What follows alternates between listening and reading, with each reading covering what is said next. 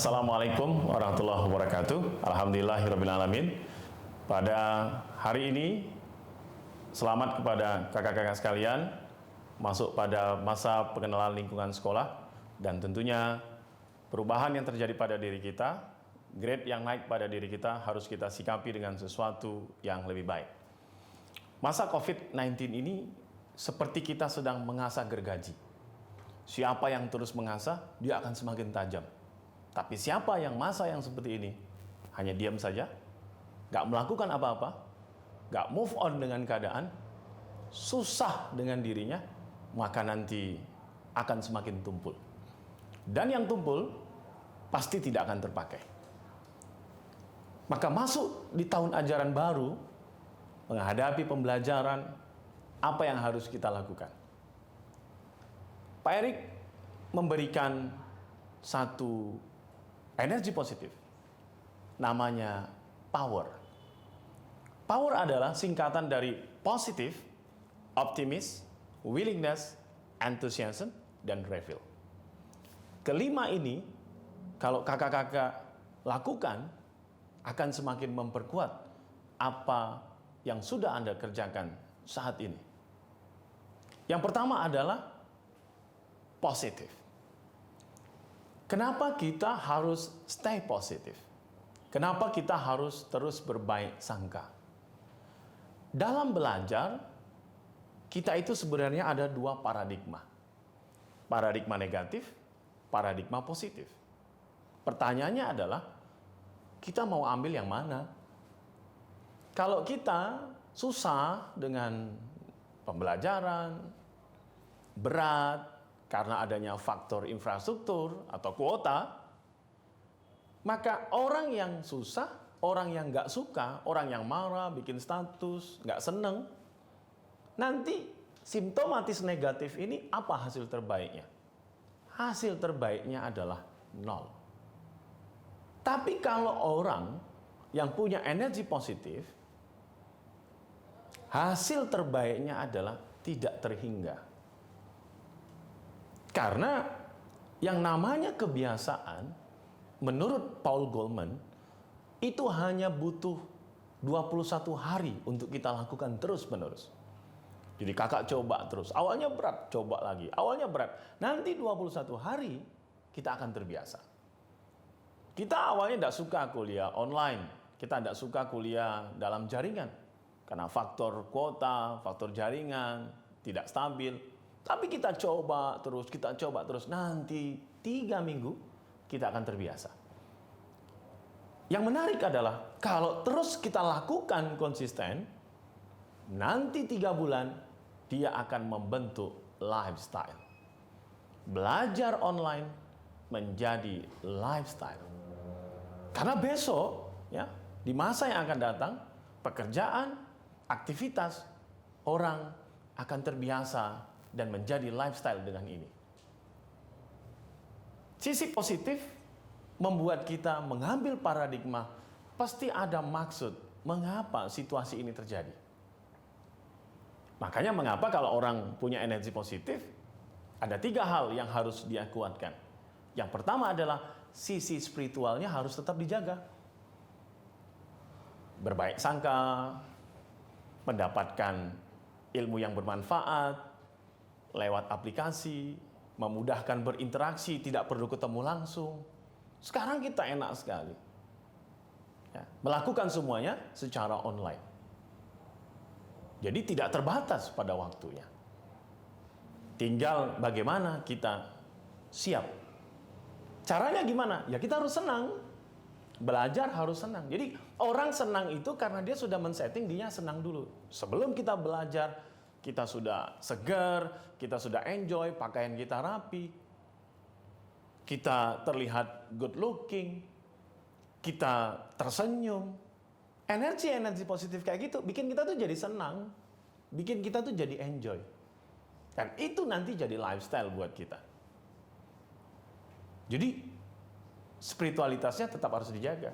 Care sama orang, menghargai orang lain, berbuat baik. Baiknya kita bukan hanya untuk orang lain saja, baiknya kita itu nanti balik lagi kepada kita. Jadi stay positif. Jadi kalau kakak-kakak bilang ya positive thinking. Pasti ada maksud di balik itu semua, pasti ada pembelajaran yang harus kita dapatkan dari itu. Kalau enggak, sayang sekali, kita nggak akan dapat apa-apa. Kenapa? Hasil kita jadi nol. Jadi energi positif itu yang kedua adalah menyesuaikan diri. Kondisi saat ini memang kita diminta untuk lebih dinamis. Apa manfaatnya? Kita jadi lebih paham tentang teknologi. Apalagi kakak-kakak sekalian adalah masuk kepada generasi Z. Generasi yang 93,9% mereka adalah generasi yang candu akan teknologi, internet. 7 jam per hari koneksi di internet. Berarti close kamera, mute audio, sebenarnya bukan persoalan kuota kan? Mungkin Anda mendapatkan sesuatu yang tidak menarik. Menarik atau tidak, maka kita buat pada diri kita, kita senang dulu.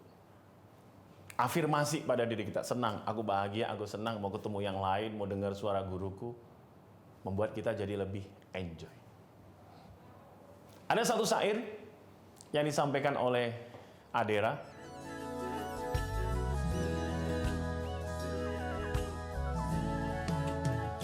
Bila ingin hidup damai di dunia, bahagialah dengan apa yang kau punya. Kalau ingin hidup damai di dunia, maka bahagialah dengan apa yang kamu punya. Kakak punya apa? Bahagia dengan itu. Syukuri itu. Alhamdulillah loh, kita masih bisa sekolah. Banyak orang lain yang pingin sekolah, tapi mereka tidak mampu. Orang tuanya tidak mampu. Kita dapat bersekolah dan belajar dari itu semua dengan menggunakan teknologi.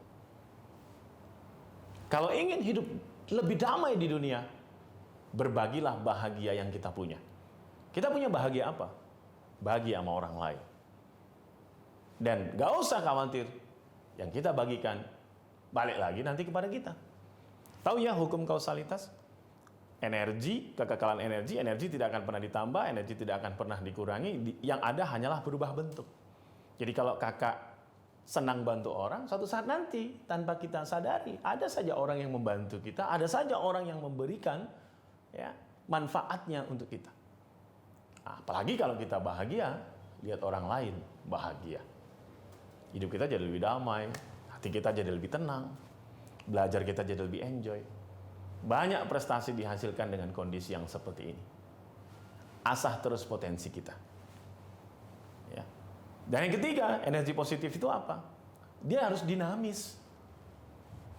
Dia harus bisa mengupgrade terus informasi apa yang terbaru. Apalagi yang baru. Karena memang ini zamannya. Kakak tahu kan sekarang eranya kolaborasi, kita nggak bisa sendiri dong. Kalau sendiri ketinggalan. Anda dengar pansos, panjat sosial, orang yang terkenal dibantu sama orang yang terkenal. Kita saling kolaborasi, orang punya podcast, dikolaborasi. Kita belajar juga begitu. Mari kita berkolaborasi, saling sharing ilmu, saling presentasi. Itu bikin kita kuat. Kalau sendiri, kita ketinggalan. Tapi kalau kita bareng-bareng, kakak punya tim yang bagus, Anda akan menang. Ini persoalannya hanya, kita mau ngalahin ego kita apa enggak? Tinggal kita. Kalau kita marah karena diri kita, saya nggak dapat apa-apa, saya capek dengan ini semua, akhirnya capek ke kakak juga. Maka egonya jangan untuk diri sendiri, tapi coba egonya untuk keluarga. Iya ya, orang tuaku sudah ngasih aku kesempatan, keluarga aku sudah support kakak, adikku, guru-guruku, ya teman-temanku, tetanggaku, ya keluarga besarku, support aku semua. Maka aku nggak ingin ngecewain mereka. Karena nggak ingin mengecewain mereka, maka yang muncul adalah egonya sudah keluarga. Kita ingin ngasih yang terbaik untuk keluarga besar kita. Jadi kalau kita ditanya, siapa Wisnu?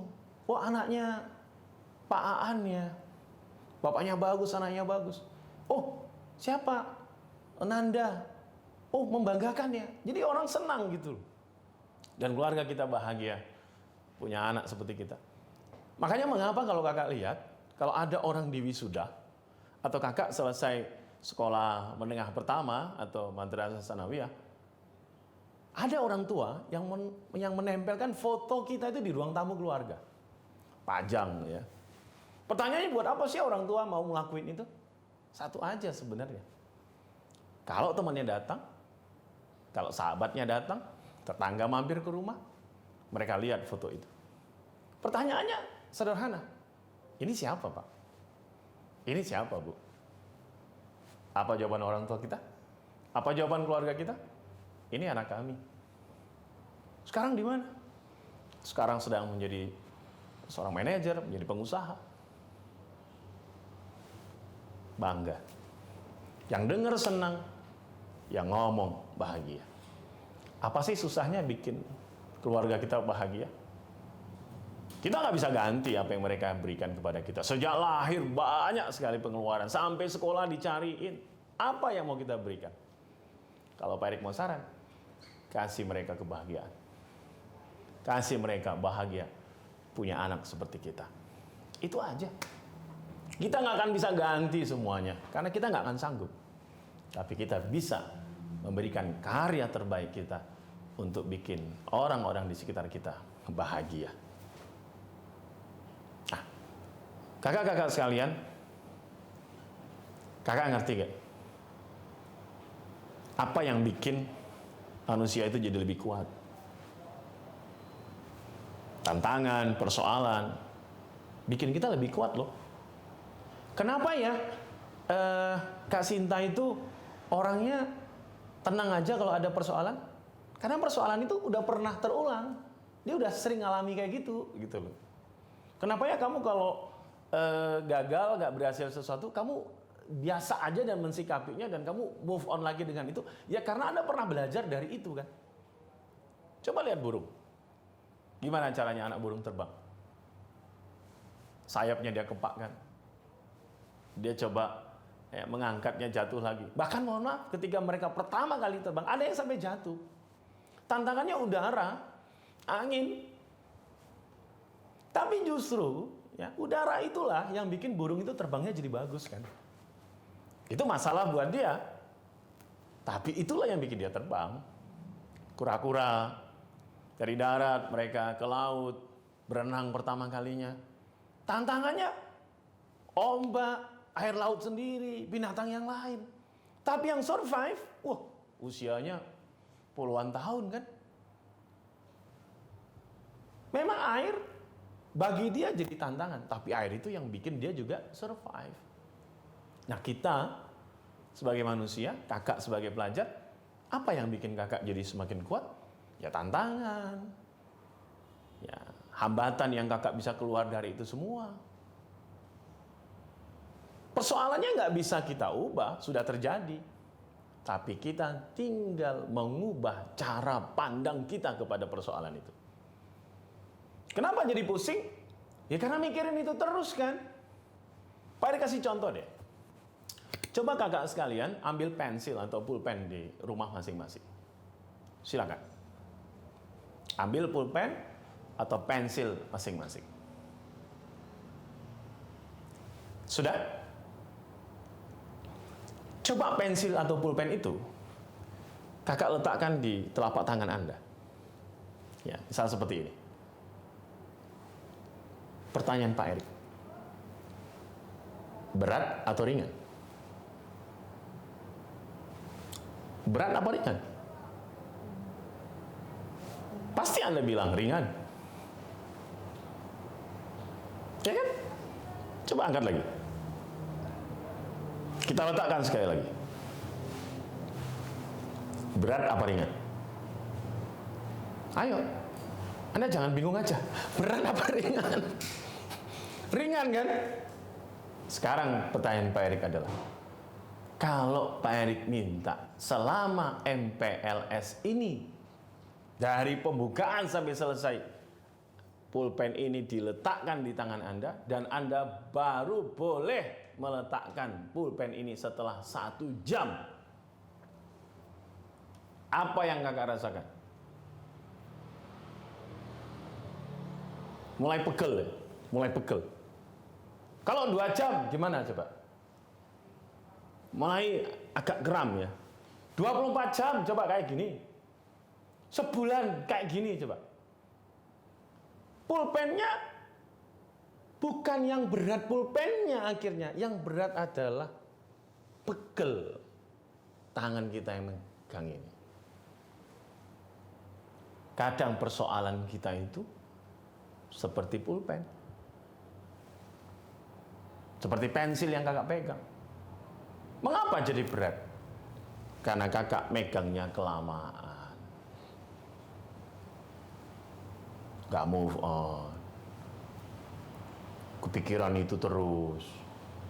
Seminggu teman-temannya bahasannya, headline newsnya itu terus. Kebayang. Capek kan? Lalu apa yang kita lakukan? Mengingat sesuatu hal yang wajar karena sudah tersimpan pada diri kita, pada pikiran kita. Ketika keingat, ya udah, letakin aja dulu. Gitu. Masa makan ingat masalah, sekolah ingat masalah, mau tidur keingat masalah terus, capek hidupnya. Letakin, kebayang lagi, wajar letakin. Nanti lama-lama, gimana cara ini supaya tidak begitu berat? Kakak coba bayangkan. Adakah sesuatu yang pernah bikin Anda bahagia? Tentu ada. Pak, saya tidak punya kebahagiaan sama sekali. Tidak mungkin. Mesti ada rasa bahagia. Walaupun hanya satu, mesti ada rasa bahagia. Entah itu ditraktir temennya, dikasih kopi yang Anda senang banget, entah kejutan ulang tahun, entah itu disupport orang tua, entah itu Anda tertawa bahagia, mesti ada. Coba Anda ingat. Atau Anda pernah punya prestasi kan, Kak? Di masa lalu, juara LKS, atau lomba riset yang Anda pernah alami, atau olahraga, seni yang pernah Anda rasakan. Coba, pernah kan Anda dapat gitu? Atau Anda menjadi seorang pemimpin, Anda menjadi leader gitu loh. Anda menjadi seorang yang bisa membuat teman-teman Anda itu menjadi orang yang hebat karena Anda. Anda menjadi leader yang hebat. Pernah kan? Nah coba, pertanyaan baik satu. Kakak bayangkan ya, dengan rasa bahagia di masa lalu itu, menjadi seorang pemimpin pada saat itu, dan merasakan kemenangan pada waktu itu. Apa yang kakak lakukan sehingga itu bisa membuat Anda begitu hebatnya?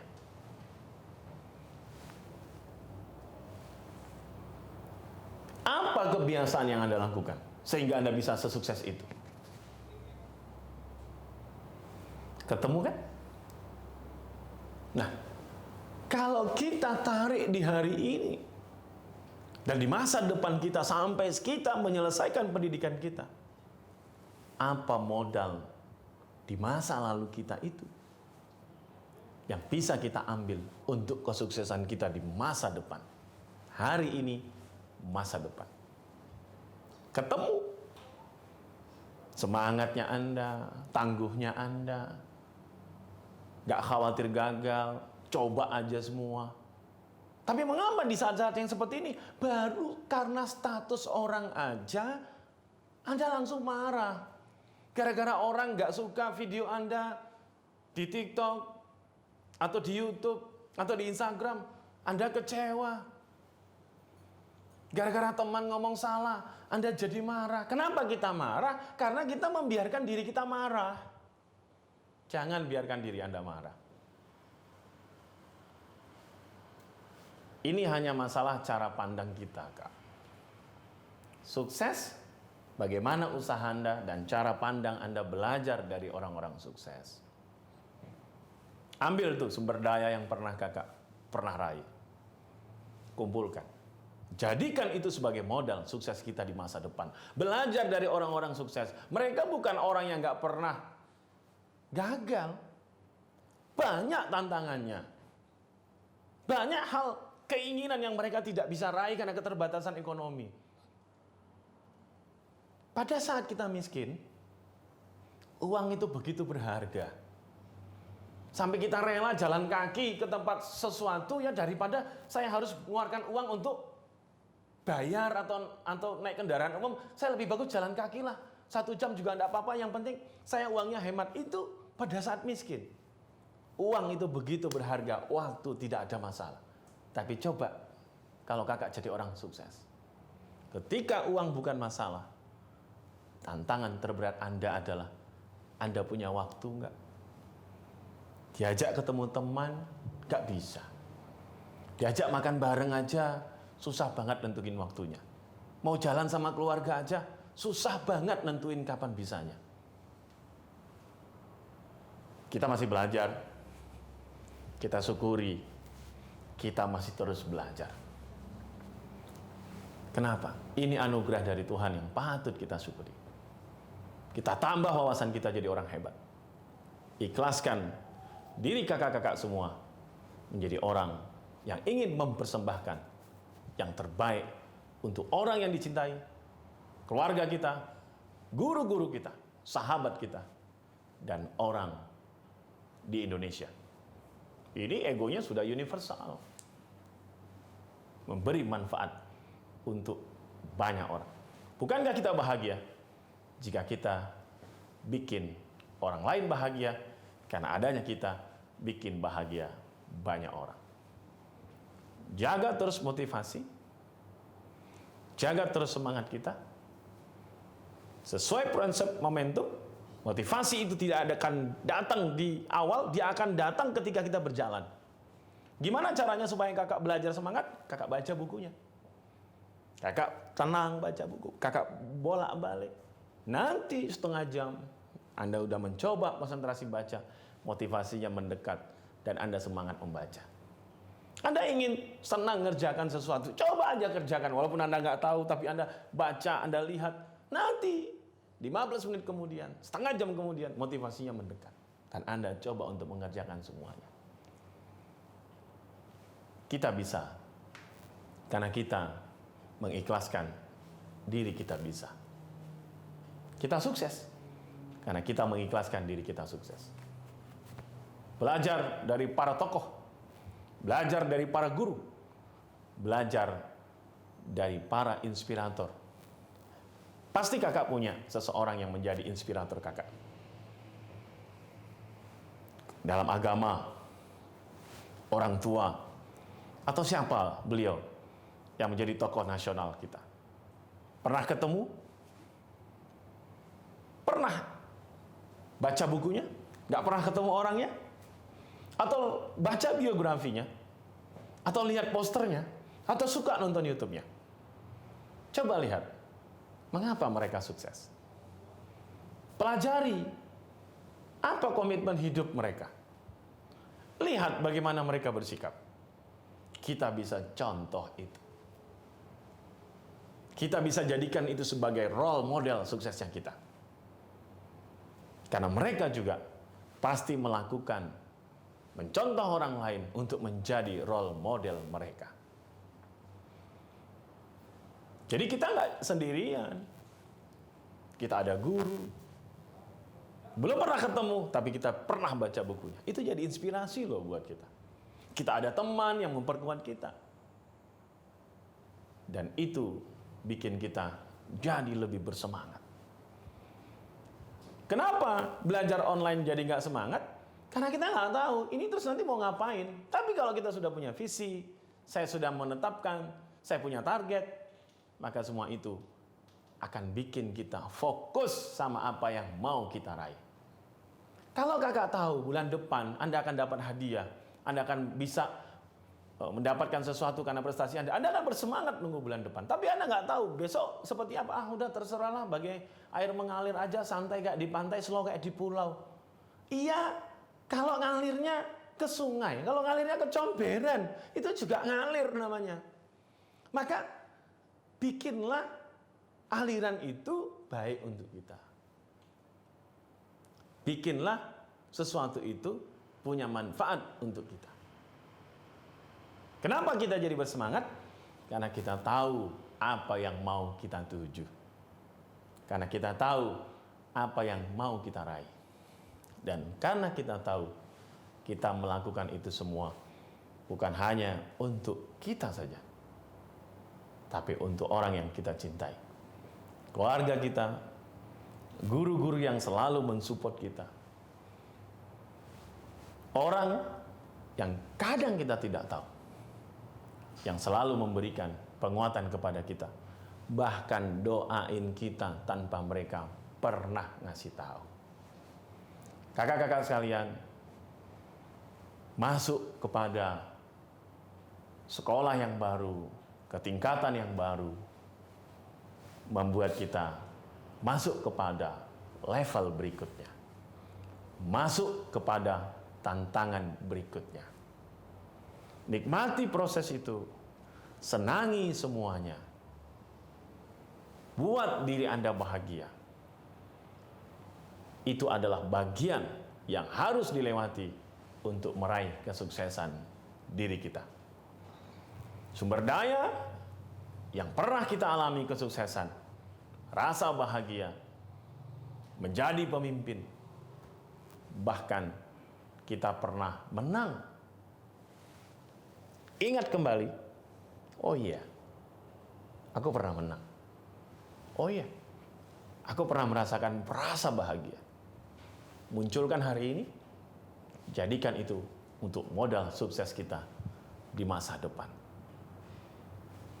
Selamat untuk pendidikan yang kakak tempuh saat ini. Banyakin teman, banyakin kolaborasi, buka wawasan, sesuaikan diri kita. Yakinlah, yang kita lakukan hari ini tidak akan pernah sia-sia. Siapa kita besok bergantung kita bagaimana hari ini. Dan bagaimana kita di masa depan bergantung apa yang kita lakukan hari ini. Karena masa depan adalah akumulasi dari hari ini. Dan hari ini akan terakumulasi menjadi sukses kita di masa depan. Banggain orang tua kita, banggain guru kita, banggain semua orang yang pernah mensupport kita. Bahkan orang yang nggak ngerti, tapi kita tetap mendoakan mereka. Dan energi positif itu akan terus menjadi power hebat untuk kita semuanya. Sehat dan sukses selalu.